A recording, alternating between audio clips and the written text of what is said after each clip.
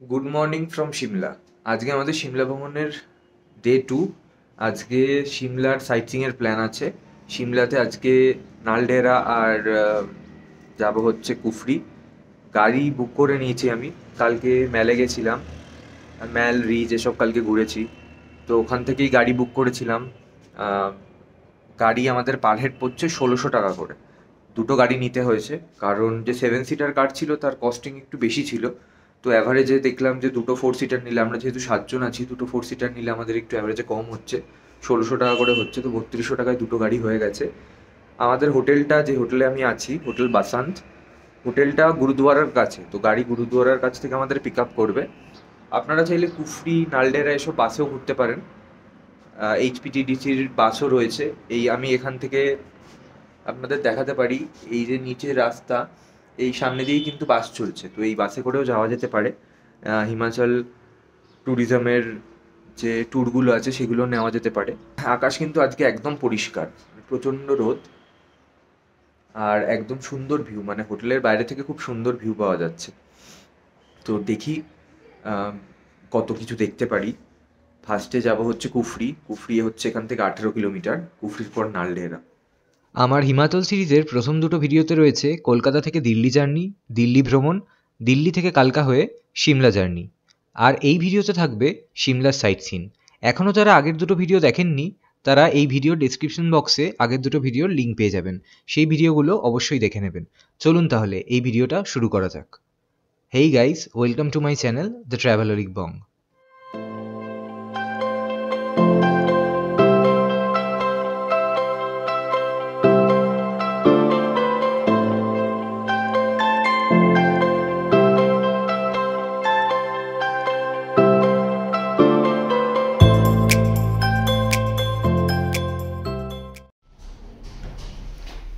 এবার আমি আপনাদের রুম রিভিউটা দিয়ে দেবো। এই হচ্ছে হোটেল বাসান্তের রুম, সেকেন্ড ফ্লোরে, যেই রুমে আমি আছি। রুমে টিভি দেওয়া আছে, এখানে ওয়ার্ডরোব আছে, মিরর, চার্জিং পোর্টও অ্যাভেলেবেল আছে।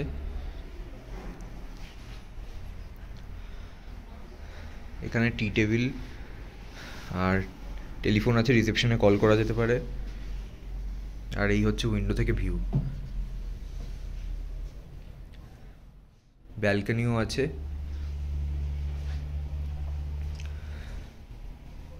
ওয়ার্ডরোবটাও দেখিয়ে দেবো আপনাদের। জিনিসপত্র রাখার জন্য যথেষ্ট স্পেস আছে।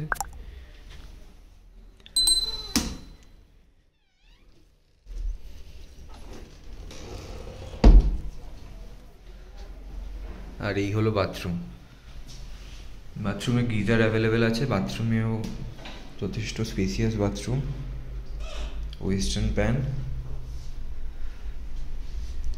এই হচ্ছে ওভারঅল রুম। আমি ব্যালকনি থেকেও ভিউটা দেখাচ্ছি। এই হচ্ছে ব্যালকনি থেকে ভিউ। ওই দিকটায় হচ্ছে ম্যাল রোড, ওখানটায় লিফট আছে, লিফট থেকে জাস্ট 5 মিনিটস ওয়াকিং ডিস্টেন্স। দেখাও যাচ্ছে এখানে, ভিডিওতে হয়তো ভালো করে বোঝা যাচ্ছে না। এই লিফটে করে ম্যালে চলে যাওয়া যায়, 10 টাকা করে টিকিট নেয়। আর এদিকটায় রয়েছে গুরুদুয়ারা। এই টিনের চালের জন্য রাস্তাটা দেখা যাচ্ছে না, এদিকে গুরুদুয়ারা রয়েছে, মানে এই হোটেলটা ঠিক গুরুদুয়ারার সামনেই, জাস্ট 1 মিনিটের ডিস্টেন্স। আর এদিক থেকে হেঁটে হেঁটে চলে গেলে ম্যাল রোড। আর ওই ওপরে দেখুন দেখা যাচ্ছে জাক্ষু টেম্পল, ওই ঠিক ওই যে হনুমানজির মূর্তি, ওখানটা ঠিক জাক্ষু টেম্পল। এটা আমাদেরই আরেকটা রুম ছিল। ওই রুমটায় 2 জন থাকা যাবে, আর এই রুমটায় এই বেডে 3 জন থাকা যেতে পারে। এই রুমটাও যথেষ্ট স্পেশিয়াস। এই হলো তার বাথরুম। এখানেও গিজার অ্যাভেলেবেল আছে।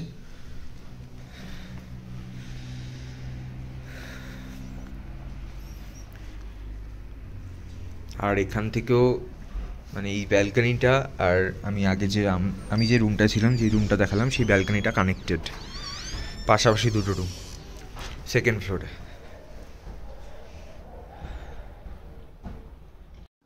সিমলার সাইট সিনের গাড়ি আমি আগে থেকে বুক করে যাইনি। আগের দিন ম্যালে ঘোরার সময়ই পরের দিনের সাইট সিনের জন্য গাড়ি বুক করে নিয়েছিলাম। লিফট থেকে বেরিয়ে মল রোড ধরে হাঁটার সময় অনেকে এসে সাইট সিনের গাড়ি নেওয়ার জন্য বলছিল। অনেকের থেকেই রেটগুলো শুনলাম। আমরা 7 জন ছিলাম, তাই 7 সিটার গাড়ি ভালো হতো, কিন্তু 4000-5000-এর নিচে 7 সিটার গাড়ি পেলাম না, তাই দুটো 4 সিটার গাড়ি করতে হলো। ভাড়া পড়েছিল পার কার 1600 টাকা। আমাদের হোটেলের সামনে কোনো পার্কিং ছিল না। অ্যাকচুয়ালি পুরো সিমলাতেই পার্কিংয়ের খুব সমস্যা। যেখানে সেখানে গাড়ি পার্ক করলেই পুলিশ ফাইন করে দেয়, তাই আমাদের চটজলদি গাড়িতে উঠে পড়তে হলো। প্রথম গন্তব্য ছিল কুফরি। হোটেল থেকে সকাল সকাল বেরিয়ে পড়েছিলাম, তাই ব্রেকফাস্টের জন্য প্রথমে দাঁড়িয়ে পড়লাম একটা হোটেলে। ছোট ছিমছাম একটা হোটেল। কফিটা দুর্দান্ত ছিল, খাবার দাবার অ্যাভারেজ। ব্রেকফাস্ট সেরে আবার এগিয়ে চললাম কুফরির উদ্দেশ্যে। সিমলা টাউন থেকে কুফরির দূরত্ব খুব একটা নয়, কিন্তু সিজনের সময় টাউনের ভেতর প্রতিদিনই প্রায় খুব জ্যাম থাকে, তাই সিমলা থেকে কুফরি পৌঁছতে 1 ঘন্টা মতো সময় লেগে যায়। সিজন না থাকলে এই রাস্তাটাই পৌঁছতে আধ ঘন্টা মতো সময় লাগে। কুফরিতে পৌঁছে গাড়ি থেকে নামার সাথে সাথেই কিছু লোক এসে জিজ্ঞেস করতে লাগলো যে আমরা কী কী অ্যাক্টিভিটি করতে চাই। অ্যাকচুয়ালি কুফরির অ্যামিউজমেন্ট পার্কে রয়েছে বিভিন্ন রকম অ্যাডভেঞ্চার অ্যাক্টিভিটি করার সুযোগ। গাড়ি থেকে যেখানে আমাদের নামিয়ে দিল সেখানেই ছিল একটা কাউন্টার। অ্যামিউজমেন্ট পার্কে ঢোকার কোনো আলাদা টিকিট নেই, কিন্তু আপনাকে অন্তত দুটো অ্যাক্টিভিটি সিলেক্ট করতেই হবে। প্রতিটা অ্যাক্টিভিটি অ্যাভারেজে 500 টাকা পার হেড, অর্থাৎ মিনিমাম 1000 টাকা পার হেড লাগবে ভেতরে ঢোকার জন্য। অ্যাডভেঞ্চার অ্যাক্টিভিটি না করলে ভেতরে ঢোকা যাবে না, এমনটাই কিন্তু ওখানে শুনতে পেলাম। তাই অগত্যা আমরা বাইরের স্টল থেকেই অ্যাডভেঞ্চার অ্যাক্টিভিটির টিকিট করে নিলাম। কাউন্টার থেকে অ্যাডভেঞ্চার অ্যাক্টিভিটির টিকিট করার পর ওখানেই বরফে হাঁটার জন্য যে জুতোটা হয় সেটা আমাদের দিয়ে দেওয়া হলো। নিজেদের জুতোগুলো ওখানে খুলে রেখে ওদের দেওয়া জুতোগুলো পরে নিলাম।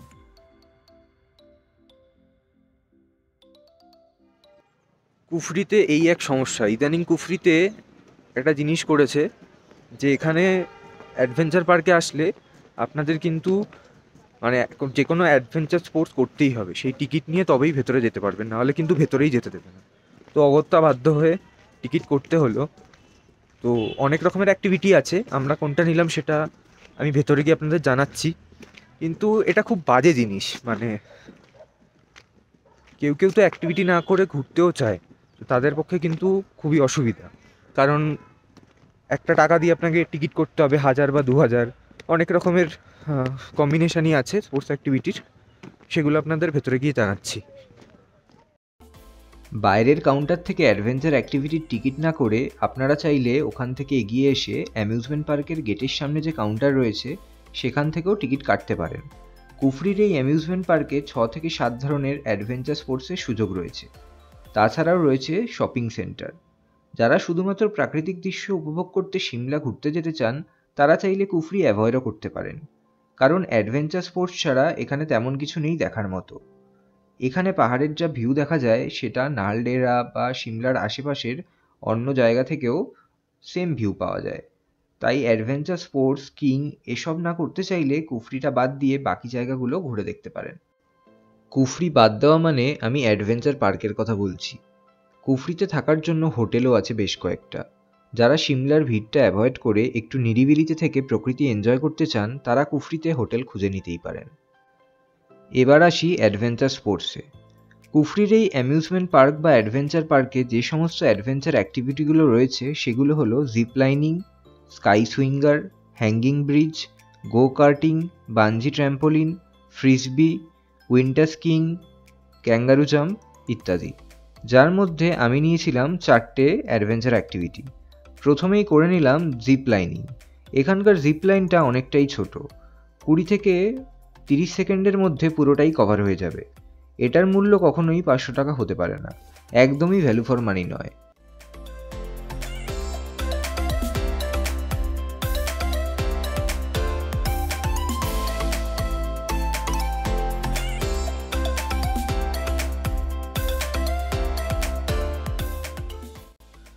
আমাদের পরের অ্যাক্টিভিটি ছিল হ্যাঙ্গিং ব্রিজ। দুটো করে অ্যাক্টিভিটি কম্বাইন করা রয়েছে, মানে একটা চুজ করলে আপনাকে দ্বিতীয়টা চুজ করতেই হবে। সেই জন্যই আমি বললাম যে মিনিমাম 1000 টাকা লাগবেই এখানে ঢোকার জন্য। জিপ লাইনিংয়ের সাথেই রয়েছে হ্যাঙ্গিং ব্রিজ। যেখানে জিপ লাইনটা শেষ হচ্ছে সেখান থেকেই ওই ব্রিজটা স্টার্ট হয়েছে। বেশ বড়ই ছিল ব্রিজটা, ক্রস করতে বেশ মজাই হয়েছিল। জিপ লাইনিংয়ের থেকে তো অ্যাটলিস্ট আমার এই হ্যাঙ্গিং ব্রিজটা বেশি ভালো লেগেছিল। এরপর আমরা অ্যাডভেঞ্চার পার্কটা এদিক ওদিক একটু ঘুরে দেখলাম। তারপর চলে গেলাম স্কিংয়ের জন্য ড্রেস নিতে। আমি 2000 টাকার টিকিট কেটেছিলাম, যার মধ্যে দুটো নর্মাল আর দুটো উইন্টার স্পোর্টস ছিল। এই উইন্টার স্পোর্টসের জন্য আলাদা ড্রেস ওখান থেকেই দিয়েছিল। পার্কের ভেতর একটা কাউন্টার করা রয়েছে, সেখানে সমস্ত ড্রেসগুলো রয়েছে। সেগুলোর মধ্যে থেকে নিজেকে একটা পছন্দ করে ড্রেস পরে নিতে হবে এই উইন্টার স্পোর্টসগুলো করার জন্য। কুফরিতে সবচেয়ে ভালো অ্যাডভেঞ্চার স্পোর্টস ছিল স্কিং, যেটা আমি সত্যিই এনজয় করেছি। একদম ভ্যালু ফর মানি। মোটামুটি 20 থেকে 30 মিনিট মতো সময় দেওয়া হয়েছিল স্কিইংয়ের জন্য। স্কিইংয়ের জন্য যা যা ইকুইপমেন্ট লাগে সবই দেওয়া হয়েছিল, আর সেগুলো বেশ ভালো কন্ডিশনেও ছিল। তবে স্কিইংয়ের যে সারফেসটা ছিল সেটা খুব একটা ভালো নয়, আর্টিফিশিয়াল সারফেস ছিল। অ্যাকচুয়াল বরফে স্কিইং করলে যে এক্সপিরিয়েন্সটা হয় সেটাই একটু যা মিসিং ছিল। আমার ফোর্থ আর শেষ অ্যাক্টিভিটিটা ছিল স্নোবোর্ড। এটা একদম গেটের সামনেই রয়েছে। স্নো দিয়ে স্লোপ করা রয়েছে, যার মধ্যে দিয়ে স্নোবোর্ডে বসে নিচে চলে যেতে হবে। এই অ্যাক্টিভিটিটা দুবার করা যাবে ওই 2000 টাকার টিকিটের মধ্যে। আমি সিমলা যাওয়ার আগে ইউটিউবে অনেক ভিডিওতে দেখেছিলাম যে কুফরিতে অ্যাডভেঞ্চার অ্যাক্টিভিটির টিকিট বাইরে থেকে না করে ভেতরে গিয়ে ইন্ডিভিজুয়ালি এক একটা অ্যাক্টিভিটি আলাদা করে টাকা দিয়ে করা যায়। ওখানে গিয়ে কিন্তু এমনটা আমি দেখতে পাইনি, বাইরে থেকে টিকিট কেটে নিয়েই ভেতরে যেতে হবে। কুফরির পর আমি গেছিলাম নালডেহরা। নালডেহরা যাওয়ার পথে লাঞ্চ করেছিলাম নালডেহরার কাছেই খুব সুন্দর একটা রেস্টুরেন্টে, hill view hotel and restaurant. এখানকার খাবার দাবার ভালোই ছিল। সবচেয়ে ভালো লেগেছিল এখানকার ভিউজ। যারা একটু অফবিট লোকেশনে থাকতে চান সিমলাতে গিয়ে, তারা চাইলে এখানে এসে থাকতেই পারেন। হোটেলের রুমগুলোতে দূরের পাহাড়ের অসাধারণ প্যানোরামিক ভিউ পাওয়া যায়। এই হোটেলের কন্ট্যাক্ট ডিটেলস আমি আমার ভিডিওর ডেসক্রিপশন বক্সে দিয়ে দেবো।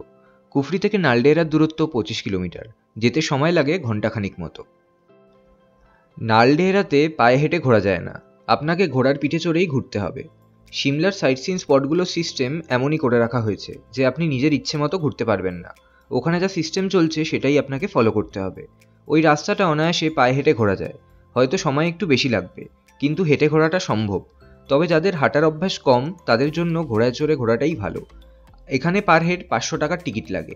500 টাকার বিনিময়ে ঘোড়ার পিঠে চড়িয়ে ঘন্টাখানেক নালডেহরার বিভিন্ন টুরিস্ট স্পটগুলো আপনাকে ঘুরে দেখানো হবে। আমার যদিও পায়ে হেঁটে ঘোরার ইচ্ছেই ছিল, তবে 500 টাকাটা ঠিকই লেগেছে আমার কাছে। 1 ঘন্টারও বেশি সময় আমাদের ঘুরিয়েছিল, আর ঘোরানোর সময় আমাদের গাইডও করছিল। কোনটা কী জায়গা সব বলে দেওয়া হচ্ছিল। আমার মতে ভ্যালু ফর মানি। নালডেহরা সিমলার একটা অন্যতম টুরিস্ট অ্যাট্রাকশন। নালডেহরা শব্দটা এসেছে নাল এবং ডেহরা শব্দ দুটো একসাথে যুক্ত হয়ে। নালডেহরা থেকে সামনের পাহাড়গুলোর অসাধারণ ভিউ পাওয়া যায়, তার সাথে রয়েছে এখানকার গ্রিনারি। ঘোড়ায় চেপে জঙ্গলের রাস্তা ধরে ভ্যালিটা ঘুরতে ঘুরতে চারিপাশের সবুজ গাছগাছালি আর দূরের পাহাড়গুলোকে বেশ উপভোগ করেছিলাম। নালডেহরা জনপদের পাশ দিয়েই বয়ে গেছে শতদ্রু নদী। আমাদের ঘোড়ায় করে যারা ঘোরাচ্ছিল তারা ওখানকারই স্থানীয় লোক। তাদের মুখেই শুনলাম নালডেহরার বিভিন্ন গল্প। একটা জায়গায় পৌঁছে আমাদের দেখালো তত্ত্বপানির বার্ড আই ভিউ।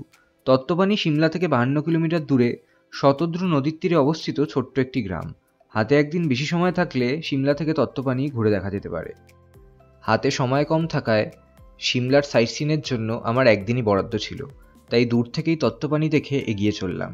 এরপর আমাদের গাইড ঘোড়া দাঁড় করালো গল্ফ কোর্সের সামনে। এটি ভারতের একটা অন্যতম গল্ফ কোর্স, যেটা বানিয়েছিলেন ব্রিটিশ ভাইসরয় লর্ড কার্জন। পাহাড়ের মাঝে অবস্থিত এই 18 হোল গল্ফ কোর্সটা বর্তমানে ভারতের একটা অন্যতম গল্ফ কোর্স। এর পাশেই রয়েছে মনুনাগ মন্দির। স্থানীয়দের বিশ্বাস এই মন্দিরে বাস করেন কর্ণ। স্থানীয় লোকজন বিপদে পড়লে কর্ণ অন্য রূপ ধারণ করে নিজে আসেন তাদের বিপদ থেকে রক্ষা করতে। মন্দিরটি ভোরবেলা থেকে বিকেলে সূর্য অস্ত যাওয়া অবধি খোলা থাকে। প্রতি রবিবার স্থানীয় লোকজন ভিড় করে এখানে পুজো দেওয়ার জন্য। প্রতি বছর মকর সংক্রান্তির দিন আর নাগপঞ্চমীর দিন এখানে বিশাল মেলার আয়োজন করা হয়। এরপর আরও একটু এগিয়ে জঙ্গলের রাস্তা ধরে পৌঁছে গেলাম ওখানকার টপ পয়েন্টে। ওখানে কিছুক্ষণ দাঁড়িয়ে পুরো ভ্যালিটার ছবি তুলে আবার এগিয়ে চললাম। নালডেহরাতে আরও একটা সুন্দর মন্দির রয়েছে, মহাকালী মন্দির। সময় না থাকায় আমার আর সেখানে যাওয়া হয়নি। নালডেহরার কাছেই রয়েছে মাসোবরা গ্রাম। মাসোবরা একদম একটা অফবিট লোকেশন। সিমলা ট্রিপের 2 দিন বরাদ্দ থাকলে একদিন সিমলায় থেকে আরেক দিন এখানে থাকতে পারেন। পাহাড়ের মাঝে খুব সুন্দর ছোট্ট একটা গ্রাম। এছাড়াও নালডেহরা থেকে কিছুটা দূরে চাব্বা গ্রামও রয়েছে। এই চাব্বাতে গেলে রিভার রাফটিং করা যায়।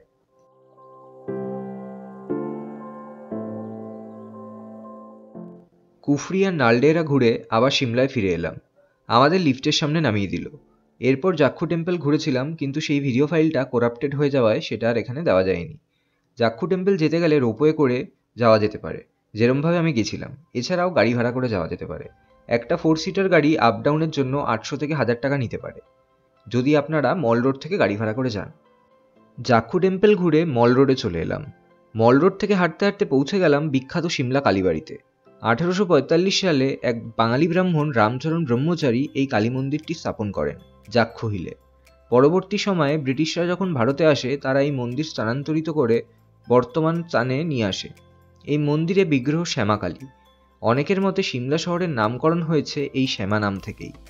দিনের বেলায় গেলে সিমলা কালীবাড়ি থেকে bus stand, Shimla railway station সহ অ্যানাডেল, জাক্ষু টেম্পল এই সমস্ত কিছু দেখা যায়। যারা কম খরচে সিমলায় থাকতে চান তারা এই কালীবাড়িতে এসে থাকতে পারেন। তবে ঘর কম থাকায় বুকিং বেশ কিছুদিন আগে করতে হবে। রুম বুকিংয়ের জন্য কন্ট্যাক্ট ডিটেলস আমি আমার ভিডিও ডেসক্রিপশন বক্সে দিয়ে দেবো, সেখান থেকে আপনারা পেয়ে যাবেন। কালীবাড়িতে বেশ কিছুক্ষণ সময় কাটিয়ে আবার ম্যালে ফিরে এলাম। আমার এই ট্রিপে সিমলার শেষ সন্ধ্যেটা মল রোডে এদিক ওদিক ঘুরে কাটিয়ে দিলাম, আর তার সাথে সাথে পরের দিন মানালি যাওয়ার জন্য গাড়ি ঠিক করে নিলাম। সিমলা থেকে মানালি বাসে করেও যাওয়া যায়। আমি একটা 7 সিটার গাড়ি ঠিক করে নিয়েছিলাম মানালি যাওয়ার জন্য, আর সেই গাড়িটাই আমাদের সাথে ছিল তার পরের দুদিন মানালি সাইট সিনের জন্য। সেই সব ডিটেলস থাকবে পরের ভিডিওতে। আমি ওই দিনও ডিনার করেছিলাম আমার হোটেলের সামনে মিলাপ ধাবাতে। খাবার দাবার খুবই ভালো, কস্টলি কিন্তু একদমই নয়। যারা গুরুদ্বারার কাছাকাছি হোটেল নেবেন তাদের তো আমি হাইলি রেকমেন্ড করব এখানে গিয়ে খাবার খেয়ে দেখতে পারেন, আপনাদের খুবই ভালো লাগবে। হোটেলটা একদমই গুরুদ্বারার উল্টো দিকে। এই ভিডিওতে আমি আপনাদের সাথে শেয়ার করলাম আমার সিমলা ভ্রমণের দ্বিতীয় দিনের অভিজ্ঞতা। এই ভিডিওতে ছিল আমার সিমলা ভ্রমণের দ্বিতীয় দিনের সাইট সিন। হিমাচল সিরিজের পরের পর্বে থাকবে সিমলা থেকে মানালি যাত্রা আর তার সাথে মানালির সাইট সিন। আশা করি এই ভিডিওটা আপনাদের ভালো লেগেছে। ভিডিওটা ভালো লাগলে অবশ্যই লাইক এবং শেয়ার করবেন, আর চ্যানেলে নতুন হয়ে থাকলে চ্যানেলটাকে অবশ্যই সাবস্ক্রাইব করবেন। সিমলা ভ্রমণের ব্যাপারে আরও কিছু জানতে চাইলে এখানে কমেন্ট করতে পারেন অথবা আমাকে ইনস্টাগ্রামে ডিএম করতে পারেন।